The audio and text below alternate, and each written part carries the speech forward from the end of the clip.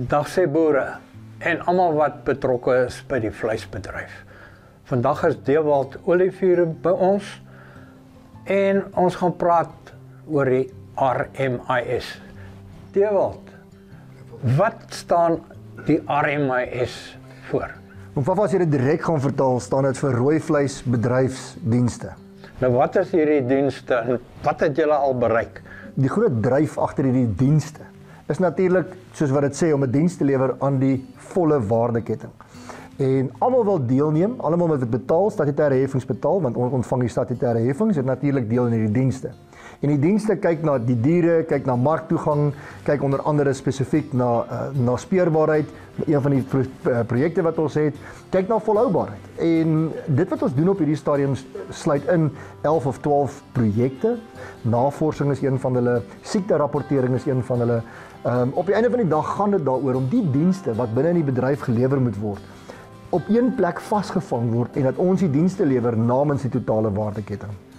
Hoe kry ons dit reg dat ons vir die boer daar op die plaas kan sê hoe belangrik hierdie dienste is? Ek dink die grootste ding is kommunikasie en ons weet dit, in landbou spesifiek is kommunikasie verskriklik belangrik en ons is besig om deur te druk om 'n kommunikasieplatform of netwerk daarop te sit om soveel as moontlik inligting deur WhatsApp spesifiek en dis deur ons naspeurbaarheidsplatform daar te kry. So as jy deel is van die naspeurbaarheidsplatform, kan jy so gou as moontlik met die druk van 'n knoppie op WhatsApp al die inligting kry, so vinnig soos wat ons dit uitsit. So kommunikasie is ons grootste, ek wil sê vraagstuk, maar ook ons grootste dryf.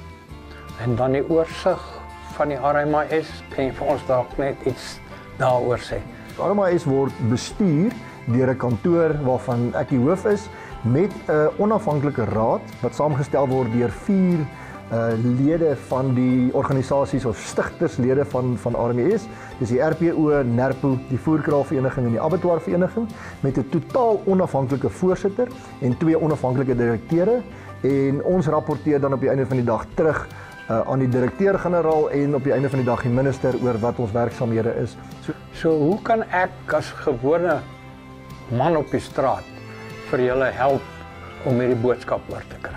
Ek dink die grootste ding is om 'n produksieeenheid nommer te kry as 'n produsent, as 'n voerkraal, as 'n abattoir en van daar af die inligting te kry.